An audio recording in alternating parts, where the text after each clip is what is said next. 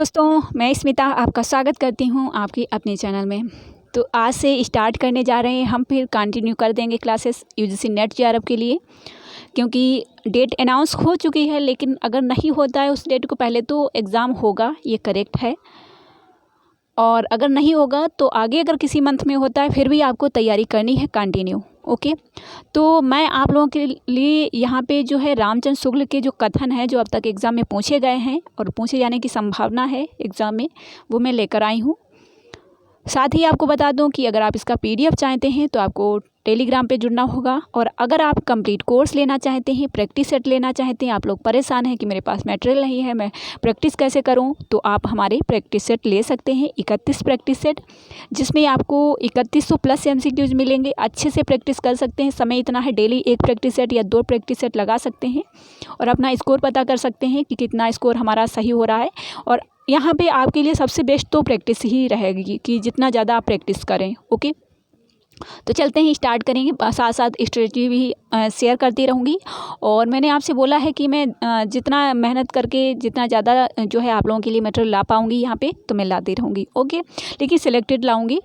Okay, और ज़्यादा से ज़्यादा इधर उधर भटकने से बचें प्लीज़। अगर आप मुझे मानते हैं, अपना दोस्त मानते हैं, तो मैं आप लोगों से यही रिक्वेस्ट करूँगी कि इधर उधर भटकने से अच्छा है किसी एक बुक में भटकिए, वो अच्छा है। उसका इधर वाला पेज पलट के देख लीजिए, उधर वाला। लेकिन इधर उधर जो आप लोग जो इधर उधर भागते हैं ना, कि किसी ग्रुप को ज्वाइन करें, कहीं पे कोई हमें दे दे, किसी के पास मैसेज करे, अब मुझे सिलेबस दे दो, अरे भाई किताब पीडीएफ दे दो। तो भाई अब पीडीएफ और किताब जो है मोबाइल में अगर आपको मिलती है तो उससे नहीं होगा, ठीक है।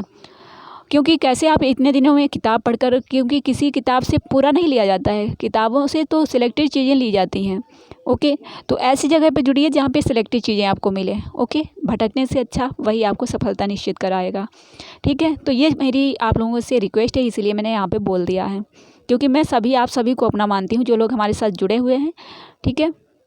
तो पहला जो कथन हम देखेंगे, और हाँ, लाइक या डिसलाइक करके अपना फीडबैक दीजिए और कमेंट बॉक्स में अगर समय हो आपके पास तो एक कमेंट लिख दीजिए, ठीक है, जिससे मुझे भी पता चलेगा कि हाँ, मैं जो क्लास बना रही हूँ वो आप लोगों के लिए कितना उपयोगी है या इससे और बेहतर करना चाहिए, ठीक है।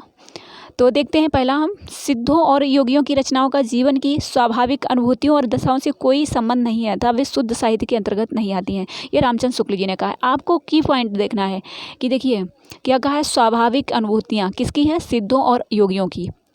और इन्होंने क्या कहा है कि वो जो है साहित्य के अंतर्गत नहीं आती हैं। जो योगी हैं, जो सिद्ध हैं, उनकी जो अनुभूतियाँ हैं वह जो है किसके, साहित्य के अंतर्गत नहीं आती हैं। किसने कहा है, रामचंद्र शुक्ल जी ने कहा है। आपको इस तरीके से क्या देखना है।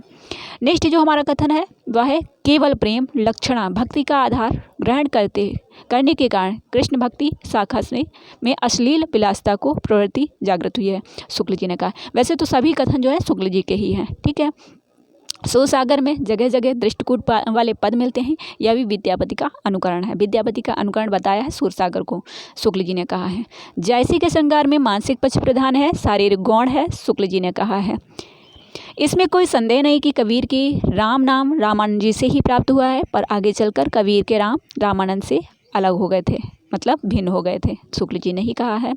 काव्य की पूर्ण अनुभूति के लिए कल्पना का व्यापार कवि और श्रोता दोनों के लिए अनिवार्य है। किसने कहा है, शुक्ल जी ने कहा है। कविता का अंतिम लक्ष्य जगत है, जगत के मानविक पक्षों का प्रत्यक्षीकरण करके उनके साथ मनुष्य हृदय का सामंजस्य स्थापना है। तो ये भी शुक्ल जी ने कहा है। यह सूचित करने की आवश्यकता नहीं है कि ना तो सूर का अवधि पर अधिकार था और ना जायसी का ब्रजभाषा पर, शुक्ल जी ने कहा है। अष्टयाम में सूरदास के पीछे इन्हीं का नाम लेना पड़ता है। किसका? इनकी रचना भी बड़ी सरस और मधुर है। इनके संबंध में यह कहावत प्रसिद्ध है कि और कभी गढ़िया नंदास जड़िया, शुक्ल जी ने कहा है। ये किसी कवि ने कहा है, ठीक है, किसी कवि ने कहा है, शुक्ल जी ने नहीं कहा है, ठीक है। भाषा संसार का नादमय चित्र है, शुक्ल जी ने कहा है। कवित्व को आत्मा की अनुभूति कहते हैं, शुक्ल जी। हिंदी रीति ग्रंथों की परंपरा चिंतामणि त्रिपाठी से चली आई और बहुत बार ये प्रश्न पूछा गया है, रीतिकाल का आरंभ उन्हीं से मानना चाहिए, शुक्ल। प्रकृति के नाना रूपों के साथ केशव के हृदय का सामंजस्य कुछ भी न था, शुक्ल जी ने कहा है। विरुद्धों का सामंजस्य कर्म क्षेत्र का सौंदर्य, शुक्ल जी ने कहा है। लोक मंगल की साधनावस्था, हृदय की मुक्तावस्था, विरुद्धों का सामंजस्य, ये सभी शुक्ल जी के सिद्धांत हैं और ये एग्जाम में पूछे भी गए हैं। छायावाद शब्द का प्रयोग दो अर्थों में समझना चाहिए, बस इस की पॉइंट को याद रखिए कि छायावाद के दो अर्थ दिए हैं, शुक्ल जी ने, पूरा पढ़ लीजिएगा। साहित्यिक अपभ्रंश को पुरानी हिंदी किसने कहा है, शुक्ल जी ने कहा है। नाल सौंदर्य से कविता की आयु बढ़ती है, शुक्ल जी ने कहा है, और बहुत बार जो है स्थापना और तर्क के जो प्रश्न होते हैं उनमें दिया गया है। आधुनिक काल में गद्य का आविर्भाव सबसे प्रधान घटना है, शुक्ल जी। हिंदी साहित्य का आविर्भाव प्राकृत की अंतिम अपभ्रंश अवस्था से माना जाता है, शुक्ल जी का। हिंदी साहित्य का इतिहास 1929, शुक्ल जी। पहले इसको हिंदी शब्द सागर के नाम से आया था ये। आध्यात्मिक रंग के चश्मे किसके लिए कहा है, विद्यापति के लिए कहा है, शुक्ल जी ने। वीरगति परंपरा का पहला प्राचीनतम ग्रंथ है, विशलदेव। संध्यावाद हिंदी के प्रथम महाकवि माने जाते हैं, शुक्ल जी ने कहा है। भक्ति का जो स्रोत दक्षिण की ओर से धीरे धीरे उत्तर भारत की ओर पहले से ही आ रहा था, उसे राजनीतिक परिवर्तन के कारण शून्य पड़ते हुए जनता के हृदय क्षेत्र में फैलने के लिए पूरा स्थान मिला, शुक्ल जी। देश में मुसलमानों का राज्य प्रतिष्ठित हो जाने पर हिंदू जनता के हृदय में गौरव, गर्व और उत्साह के लिए आवश्यक अवकाश न रह गया था, शुक्ल जी ने कहा है। निर्गुण मार्ग के निर्दिष्ट प्रवर्तक कबीरदास ही थे, शुक्ल जी ने कहा है। कबीर की वचनावली की सबसे प्राचीन प्रति सन 1515 की लिखी है, शुक्ल जी। प्रत्येक देश का साहित्य वहाँ की जनता की चित्रवृत्ति है, काल विभाग में कहा है, शुक्ल जी ने। पहले जैसे गाथा या गाहा कहने से प्राकृत का बोध होता है, वैसे ही पीछे दोहा कहने से अपभ्रंश का या लोक प्रचलित काव्य भाषा का बोध होता है, शुक्ल जी ने प्रकरण 2 में कहा है। ध्यान रखिएगा। बौद्ध धर्म विकृत होकर वज्रयान संप्रदाय के रूप में देश के पूर्वी भागों में बहुत दिनों से चला जा रहा था, शुक्ल जी ने कहा है। निर्वाण की 3 अवयव ठहराए हैं, शून्य, विज्ञान और महासुख, शुक्ल जी ने। आपको ध्यान रखना है कि निर्वाण के 3 अवयव कौन कौन से हैं, शून्य है, विज्ञान है और महासुख है। फिर आता है आपका गोरखनाथ के नाथ पंथ का मूल भी बौद्धों की यही वज्रयान शाखा है, शुक्ल जी ने कहा है। फिर आपका आता है भाषा तो पुरानी टकसाली हिंदी है, पर गीत की भाषा पुरानी बिहारी या पूर्वी बोली मिली है, शुक्ल जी ने कहा है। मुंज के दोहे अपभ्रंश या पुरानी हिंदी के बहुत ही पुराने नमूने कहे जा सकते हैं, शुक्ल जी ने कहा है। यह घटनात्मक काव्य नहीं है, वर्णात्मक है, बीसलदेव रासो के लिए प्रकरण 3 में कहा है। भाषा की परीक्षा करके देखते हैं तो वह साहित्यिक नहीं है, राजस्थानी है, शुक्ल जी ने कहा है बीसलदेव के लिए। पीछे जो बहुत सा कवित्व भट्ट भड़ंत तैयार होता गया, उन सबको लेकर और चंद को पृथ्वी का समसामयिक मान, उसी के नाम पर रासो नाम की वह खड़ी इमारत खड़ी की गई है, शुक्ल जी ने कहा है। और ध्यान रखिएगा, भट्ट भड़ंत किस रचना को कहा है, पृथ्वीराज रासो को कहा है, शुक्ल जी ने।